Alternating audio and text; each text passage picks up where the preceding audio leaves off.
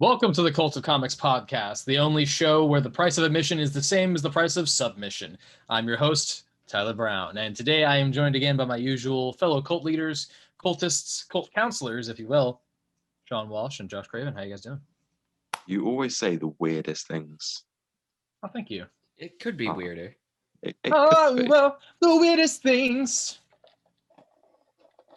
Are you drinking boba tea?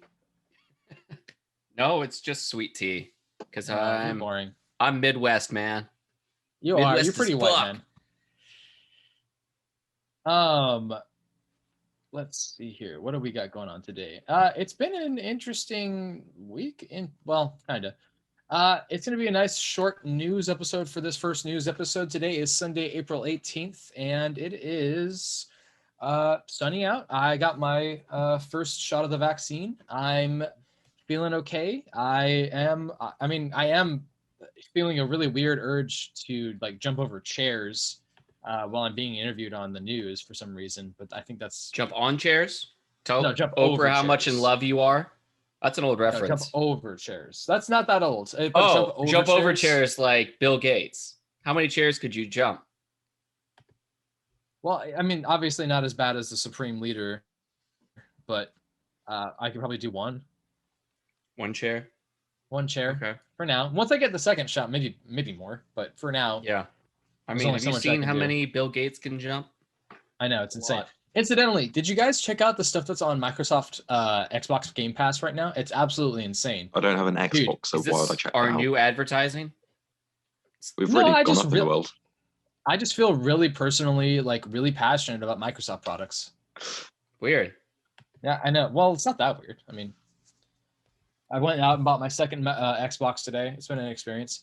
Anyways, the point I guess I'm trying to make. You've just been vaccinated. Scalpers aren't the problem. Tyler buying 2 Xboxes is the problem. There's my shot. Nobody wants to buy the the nanobots are in you now. I hope so. So let's get started talking about some of the news things going on. This one is surprising to me because you, Josh, were the one who actually brought this up. I didn't know that the Lord of the Rings show was still even being in the works. I heard that how long ago that they announced that? That's just it's been announced for a few years, yeah. Game of Thrones was still good when this was announced. Yeah, no, Sean brought this up. It was me. Different monotone white guy. Yeah, sorry, that guy. Sorry, everything's kind of looking like zeros and ones. The one with the hair, not the one without the hair. Hey, man. No, receding. This dick. Hey, man. Hey. It's on top. It's on the sides. I'm not gonna pull my shirt up, but it's everywhere. It's migrating. His back, his chest, my back, my shoulders. It's weird. I got one shoulder that's got more hair than the other. I have a patch of hair on my back that my girlfriend calls Hair Island, and I fucking hate her for it. I really do. It's the worst thing ever. She'll just start curling it. It sucks. All right. So going back to what you thinking about? Nothing. Nothing. Just playing with Hair Island. I'm just enjoying myself. Have fun on Hair Island. It feels like a punishment, like somewhere you send people if they've been really naughty. Go to Hair Island, even naughty. Oh, I thought you said Whore Island. Whoops. All right. So apparently the Lord of the Rings television show budget has been announced to be $465 million US. Have they said where this is going to be filmed? Is this still going to be in New Zealand? It's in New Zealand. It's being filmed, yeah. Okay. Oh, it's being filmed. Or it will be filmed in New Zealand. Maybe the cost of production is all tied to preventing COVID. I don't. But the last season of Game of Thrones cost $100 million to make. I got to tell you, I'm impressed with how you specifically, Sean, your people, Moi? For some reason, are able to continue making products and shows despite everything going on right now. They're still going on over here, but it's just not. It doesn't feel the same. Your people, A lot of it's being shot in Canada. All the stuff over here.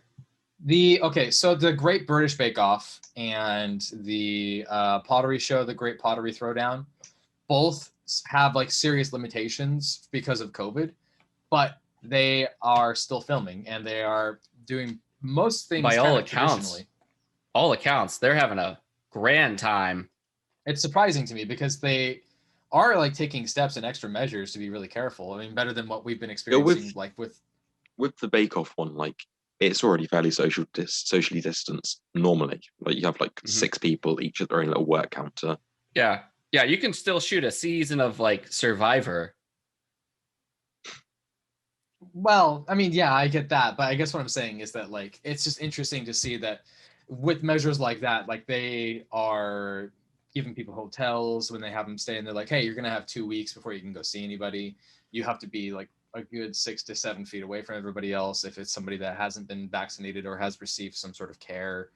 There's like medical care that's working on staff at all times. There's kind of stuff like that, but it's like half those levels of measures. So I guess what I'm trying to say is your people impress me, Sean. I'm proud of you. Good job. You're welcome. But his people aren't the people making Lord of the Rings.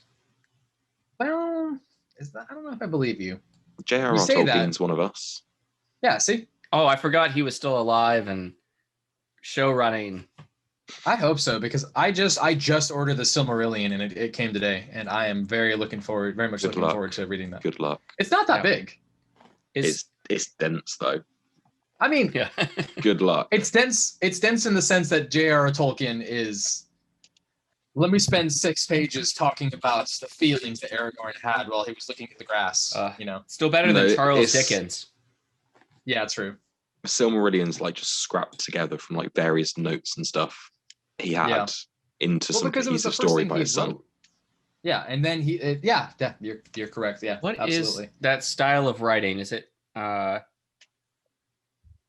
apostolic? Oh, that's going to be on the tip of my tongue. I don't know what the actual name of it is. Where it's told through letters and, like Bram Stoker's Dracula. It's not episodic? No. I know what you mean, though, but this isn't necessarily like that. This is all stuff like a collection of notes that Tolkien had about the world that was put together in a story format because of his son. Yeah. Epistolic, See, it's funny to me that this is the thing that Stephen Colbert loves out of all of the Tolkien stuff, because it's not even necessarily directly written by him, and I just think that's funny. But I just want to see what the big deal is all about. He hypes it up so much when he gets into arguments with James Franco, and I'm just like, well, I got to know now. Is Peter Jackson involved with the Lord of the Rings TV show? He is not, no. I hope not. Thank God. Yeah, because The Hobbit was not very good. I'm sorry. When you hear about the behind-the-scenes stuff, that's not his fault. That's not even what I mean. That's not the stuff that I was even referring to. What I was thinking of was just that there was so much of that first movie that was really good. Then the second movie just lingered. If you had split The Hobbit into 2 movies, that's what it was supposed to be. Yeah, it was originally The Hobbit: An Unexpected Journey, and then The Hobbit There and Back Again was for 2 parts. And then Harvey Weinstein comes in and he's like, "Yeah, we want another trilogy. I like money. Yeah, we need money. And think of the money. The second one was going to be directed by Guillermo del Toro, and he dropped out when all the changes happened. Well, that's what Guillermo del Toro does. Yeah. He drops out of things. He really does. He was doing There and Back Again, and then when that got split into 2, he was like, "Yeah, I can't do 2 movies." Yeah. So Peter Jackson had to come in, and the final movie was literally just a fight scene for 2.5 hours. Yeah, basically. They were rushing through production to get that done. Which is the biggest frustration for me is that Benedict Cumberbatch did such a fucking good job on Smaug. Yeah. I loved that. That was great. I'm sure there's a fan edit out there somewhere that makes a movie perfect. There is. It's called the Tolkien edit. Okay. Is there really? Yeah, it's online. I believe that. It's about 3.5 hours, I think. I'm not even joking. I'm looking it up right now so I can watch that today. All right. Moving on. Just the budget is the most expensive thing, really? The most expensive movie or TV production ever made. Falcon and the Winter Soldier it was Game of Thrones, and then WandaVision, and then Falcon Winter Soldier, and now this is 3 times the budget of Falcon Winter Soldier. I was looking up something yesterday, and it was it was surprising that was the expensive thing. Can't remember what it was now. So this isn't necessarily news, but I kind of wanted to throw it into the news mix. Obviously, Captain Falcon and Captain Falcon and Winter Daddy, because goddamn, he's hot. Are doing some stuff in the show that I think is really cool, and I'm really looking forward to the conversation that we're all going to have about the show at the end of it. I think that there's a lot of interesting. There's a lot of great things to talk about with this show. I didn't expect to like it as much as I do. I didn't realize that Anthony Mackie was a good actor until this. You've obviously, I think a lot of people are like 8 Mile or anything like that. Yeah. Well, they said 8 Mile, Jarhead. Or was it? No, was it Jarhead? It was Hurt Locker. Hurt Locker. I get those two mixed up. And I heard what was that? That second season of Altered Carbon just stunk. I never got around to Altered Carbon. I disagree. I actually really liked it, but I definitely feel like Altered Carbon, the show in general, is kind of hard to watch. It's a great concept. I never watched it, so I'm just going off of what I heard. I saw a whole discussion thread the other day, talking about Anthony Mackie's acting. I agree. He's great in this. Yeah, Falcon the Winter Soldier. I'm sure he is a good actor, but in these movies so far, he's just been sort of not comic relief, but he's sort of been like the sassy sidekick black character. Guy. Yeah, he's the sassy black dude. Yeah, absolutely. And I think that's actually something that he actually has said. Yeah, I saw an interview of him addressing it. He says he only takes roles for white people because after 8 Mile, he was just typecast, being offered roles as like gangsters and rappers. And that was 20 years ago. That's crazy, right? Like that. How old is he now? 45, something like that. He's fucking somewhere great. He looks great for that age, whatever he is. That's right. I said it. He looks great. It wasn't a gay thing. It was what? I don't know what you're trying to get at. A Batcat special has been announced by Tom King and Jean-Paul Leon. Really? Yes. Tell me more. It's written by Tom King and art by Jean-Paul Leon. What do you know about it? Is it just like a single one-shot annual? Like, what is this? Yeah, is it an annual or is it a special?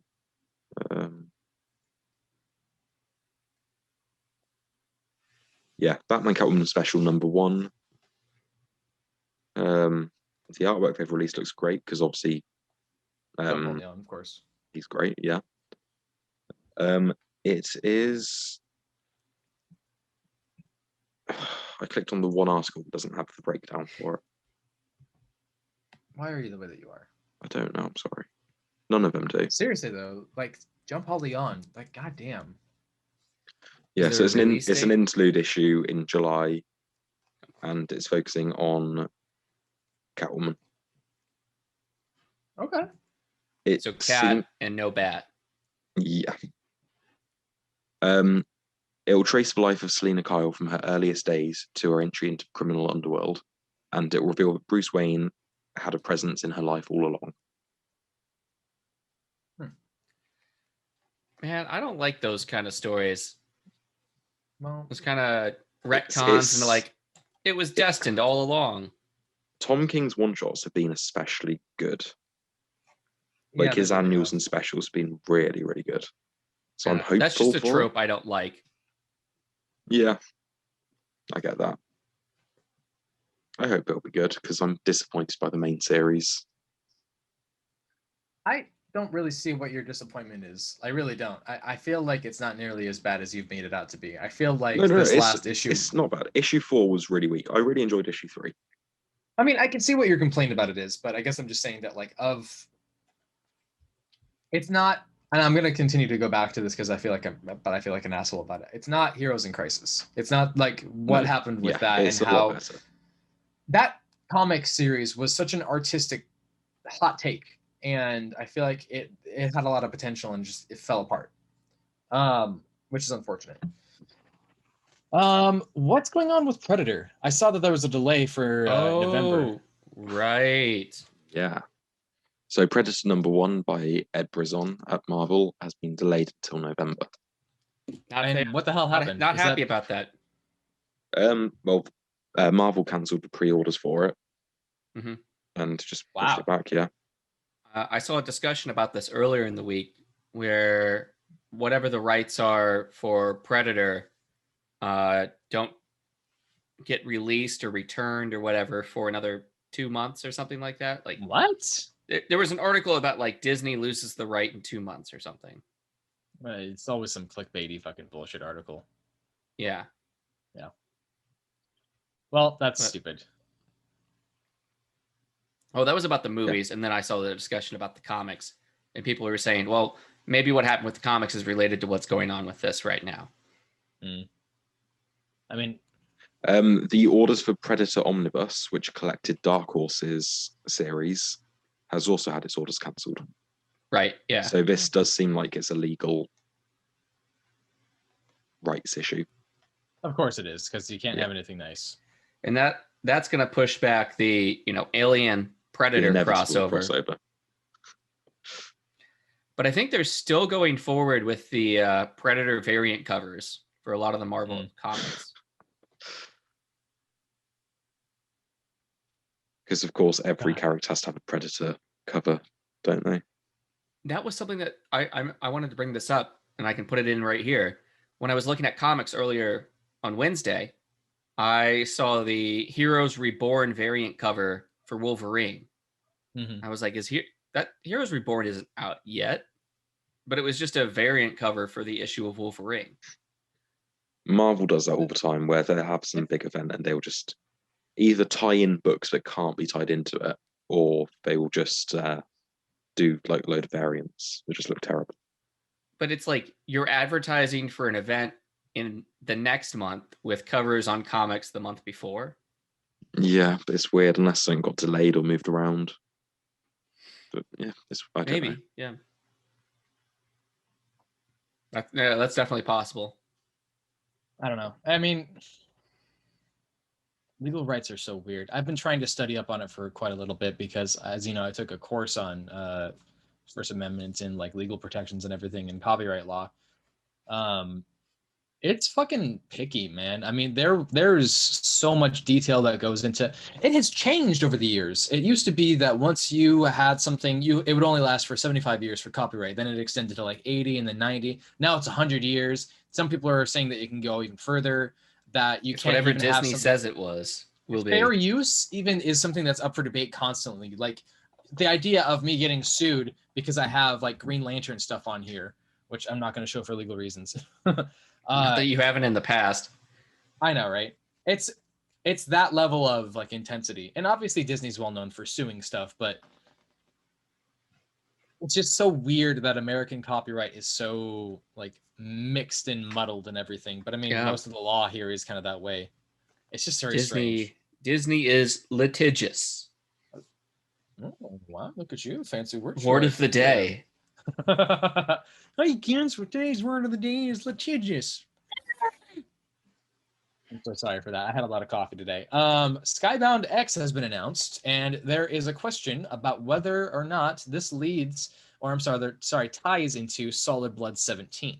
Skybound X is, obviously, if you know what Skybound is the subsidiary child company that is tied to Image. The Imprint, thank you. That's the word. Words are hard for me. Yeah, founded by Robert Kirkman. Yes. Of Walking Dead and Invincible fame. Yeah. Skybound X. I only saw one announcement about this, just that there was the name. Do we know anything else about it? Yeah, we know a lot about this. Yeah. Okay. All 5 issues have been solicited. It is a series of 5 weekly issues, oversized. And in each of them, we're going to have a chapter in a Rick Grimes 2000 story, which is it's a small bit. A small bit of the issue will be that. Yeah.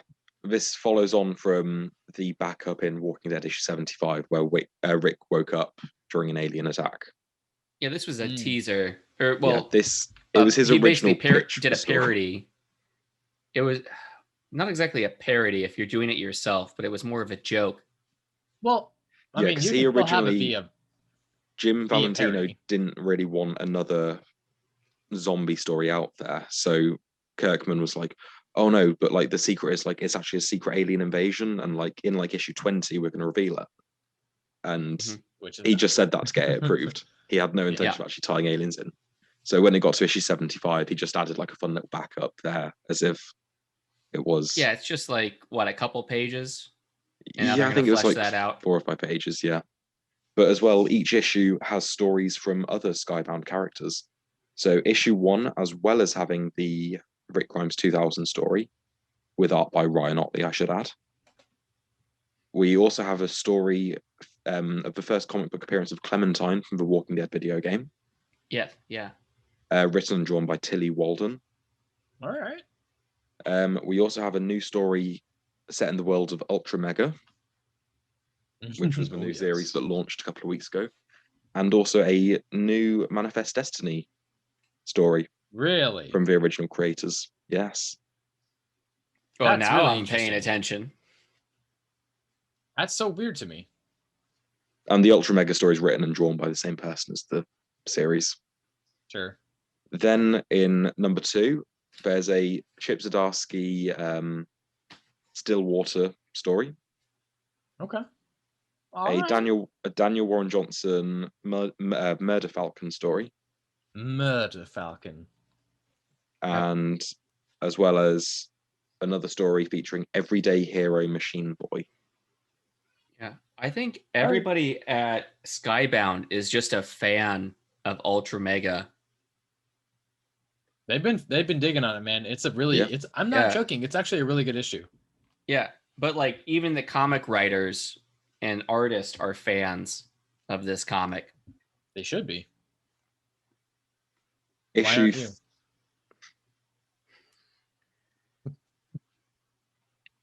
Issue 3 has a Birthright story. Coda, they've described it as. A story Coda. On... Yes. Nice. They've got a story on assassination and also another installment in Science Dog. I am pumped about Science Dog. Science Dog 5? Why? You do Science Dog 5? Issue 4 has a new Redneck story, excellent story, and the first appearance of Sea Serpent's heir. Wait, is that tied in? Is that tied into? You're talking about from Firepower? Which one? Sorry. What was Sea Serpent's heir? It says first appearance of Sea Serpent's heir. Like H-E-I-R? Yeah. Okay. I don't know, but yeah. Then issue 5, we have a new story, the six sidekicks of Trigger Keaton and Gasolina. Oh, yeah. And also something completely new from Robert Kirkman and Jason Howard. Ooh. Jason Howard, really? Yes. He did so I was quickly Googling that name. I got Trees. But yeah, so apparently like if Mike Mignola, was did his art a little cleaner, you might get Jason Howard.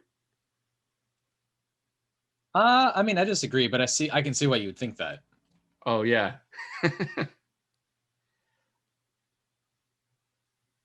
Yeah. The Six Sidekicks is coming out in June, issue 1. Wait a minute. Also, new series based on these new characters are going to be spinning out of this. The Astounding Wolfman. That's what it was. That's what I remember them working together on. Oh. Yeah, Jason Howard and Kirkman did The Astounding Wolfman. I didn't know Jason Howard did that. His artwork, his art style has changed a lot. I mean, I would say that it's definitely less blocky. It's more detailed, like in Trees. Yeah, in the Trees. He also did Super Dinosaur with Kirkman. No, in the comic called Trees with Warren Ellis. Oh, I was like, that's a really weird thing to focus on. I forgot the comic book. His tree work is so fantastic, guys. Look at those leaves and those branching. I know, right? Fuck me. He spends hours on this. God damn it. But yeah, so new series focusing on these new characters are going to be spinning out of this. Sure. So yeah, a new wave of Skybound series. Cool. Josh is getting some new Image number ones. Hell yeah, baby! I guess. If I have to. Well, knowing Don't you, sound so reluctant. This is interesting. So we've announced previously that Helen Mirren was going to be part of Shazam 2. Now Lucy Liu has been announced as another casting for another villain in Shazam 2. And Sean, you had said that you had seen who she was potentially being cast as. Her character is Calypso, the second daughter of Atlas and sister to Hespera, played by Mirren. I don't remember ever seeing. I'm Googling to see if I've ever seen if Calypso's ever been in a Shazam comics. What is this? Shazam Battle of the Gods? Is that what it is? Fury of the Gods. Fury of the Gods. Okay. Yeah, these are new characters and they don't match the names of the daughters of Atlas from the original mythology. But they they live in the garden with the tree that grows golden apples, guarded by the dragon Ladon. So, I haven't read Percy Jackson in years. So there is a character called Calypso from comics. I don't know if she's from DC. I think she's from Marvel originally. That sounds right to me. And then, I mean, a part of me kind of understands it because there isn't that much that's been written about Shazam in the last 30 years. Damn, outside of the Jeff Johns. It's not even just Jeff Johns. It's that there's been issues with like the legality of the name, the question about how much they can do. Sometimes they just, honestly, I mostly blame Damn Didio because. Damn Didio. Damn you, Didio. Damn you, Didio. There was so much time that they had spent so much time with like the rights to that character that they did not utilize. They did not write new stories for. The most that you'll ever see is the one with Jeff something from Bones. Gonna bother me now. But other than that, I mean, there really hasn't been very many stories. And I mean, and then again from there, it's Jeff Johns and Gary Frank. That's it. There's barely anything else been going on. I get that they need to make some new stuff up as they go. So it'll be interesting to see. My biggest thing is this. I just want them to bring in Mr. Mind because you can't cock tease me like that. And he'll be in there at some point. If he fucking isn't, I'm protesting. I'm protesting. Maybe they'll, DC. Cock tease that again for the third movie. The third movie is Black Adam versus Shazam. Yeah. Or the third movie, like he's in a cocoon or something. No, don't you hear? It's Black Shazam. Oh, right. And obviously we know that Shazam's going to lose that fight because Dwayne Johnson has in his contract that he can't lose a fight. No, it does not say that. It does. And Vin Diesel has it in his contract as well. That's why in Fast 5, when they fought, they both throw the exact same number of punches at each other. You can go look this up. That is stupid.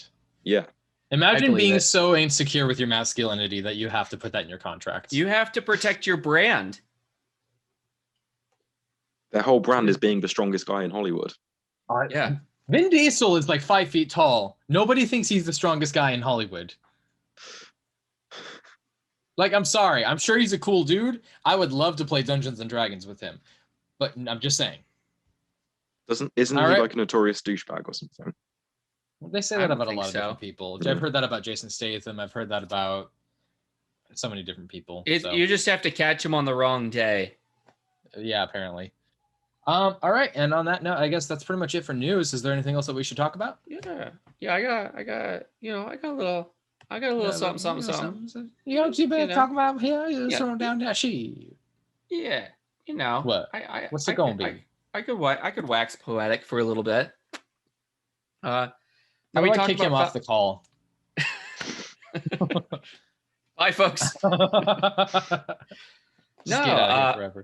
We talked about Falcon and the Winter Soldier earlier, and in this week's episode, we have a new character played by Julia Louis-Dreyfus. She plays Contessa Valentina Allegra de Fontaine.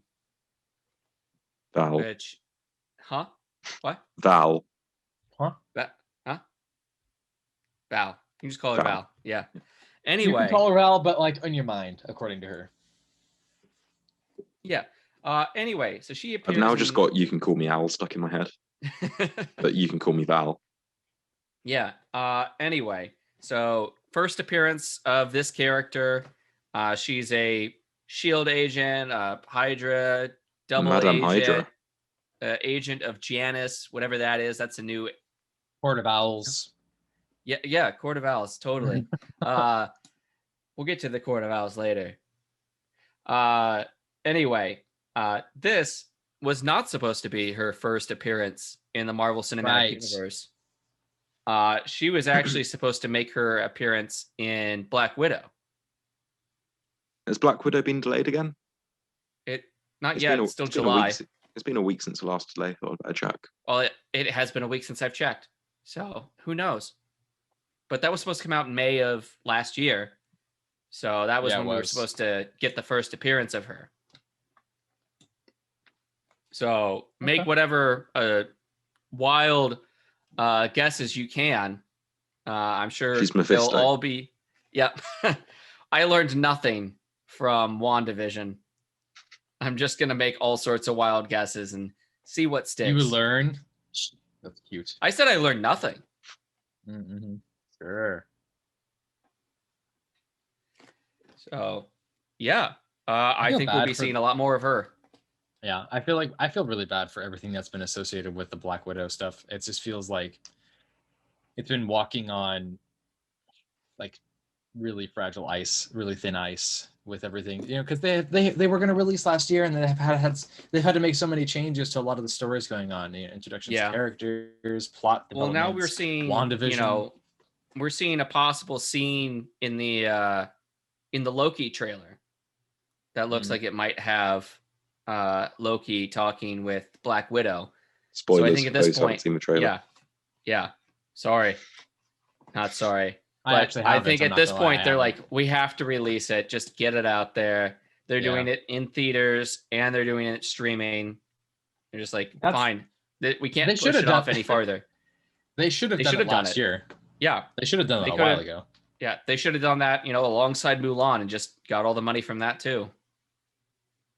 But the thing is, if it releases in theaters, it's not going to it won't crack $1 billion, but it will get it will make hundreds and hundreds of millions of dollars. I feel like people are going to use it to justify whatever, preconceived notions they have. What, like sexist notions, like to be pieces of shit? If it doesn't make, hundreds of millions of dollars, they're going to be like, even though Captain Marvel came out, they're going to be like, oh, Captain Marvel made $1 billion, didn't it? Yeah. Captain Marvel made a ton of money. But they're just going to use this to say whatever they want. Well, that's because there's always going to be dumb cunts out there who are going to be saying dumb cunty things. So just remember, if you ever hear a dumb cunt, just remember, turn your ears off, look the other way, and just remember, you're not. You're going to be okay. Because they are not. They are dumb cunts, and they're not worth your time. Yes. That's the moral of the story today. That's what we're really trying to say. What we're trying to say is the lessons learned are, don't be a cunt. Unless you really have to a dumb cunt. Don't be a menace while drinking your juice in South Central. In the hood. Don't be a menace in South Central while drinking your juice in the hood. That's a long-winded way of saying thank you for watching. This has been the Cult of Comics. This is our news segments. We're going to be doing our next segments for book club here in a little bit. Thank you for watching. You can always support us by going to our Patreon, or you can go to anchor.fm and check out our feed, where you can also do monthly supports. We have $1, $5, $10, and $20 tiers. We have also started introducing some new products. You can now subscribe to us, get that Patreon support, have early access to materials. You can join our Discord feed. You can have bonus content that you can't find anywhere else. And the best thing is the little design that Josh has made, which is the Black Lantern mug, can finally come out. Black Coffee Lantern. Black Coffee Lantern. Thank you. Oh yeah, I got it saved. We can definitely do better. Okay. Well, I mean, send it to me, and I'll be able to modify it in I did this Illustrator or something. Yeah, I did this in PowerPoint. You did it? How many Reddit upvotes did it get? A lot. A lot. At least 100. That's Anyways, a lot, man. It is, man. Well, considering how nice Redditors are. Yeah, it didn't automatically just get removed by the mods. Yeah, like, this is trash. They're so fucking violent. It's insane. I got 78 upvotes. Good for you. Woo. Big money. If you're watching us on YouTube, do us the favor and subscribe. Click that like button. Add us to your favorites. Give us a share. Share us around. Give us a like. Give us a share. Give us a follow, because those are the things that are going to help continue supporting us. If you want to interact with us, you can definitely comment on us.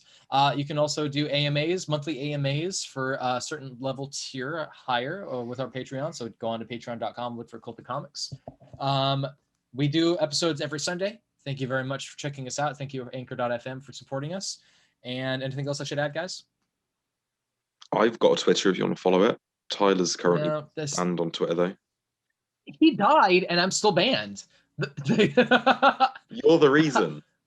I got banned for saying, let that poor fucker die, and then he died, and I'm still banned. What the fuck? Please unban me.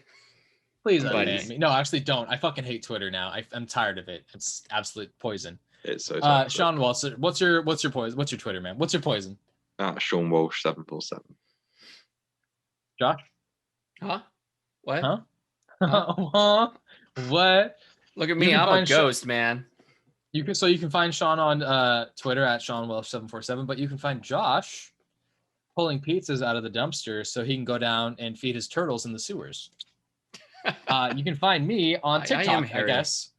I'm hairy like a rat. Oh, hairy like the rats. You can find me on TikTok.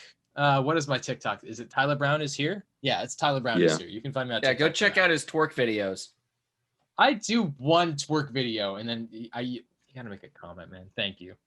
Well, that's our show. Thank you very much for watching. All hail, stay safe, and have an awesome rest of your time.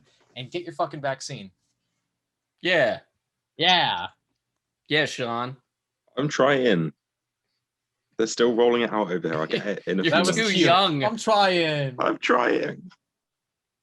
He's just a wee lad. Please, Mr. Boris, can I have some vaccine? Have you seen the skit? Actually, I'll talk to you about this after the show. Thank you for watching.